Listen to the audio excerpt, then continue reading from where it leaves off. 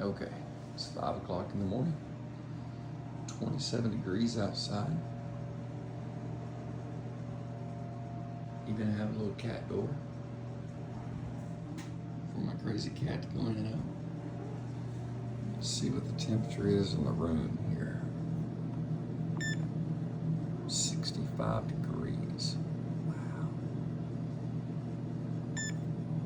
That's impressive. Last year, it would be 45 degrees in here.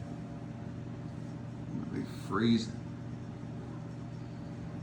I can work in this. Okay. Pretty good stuff.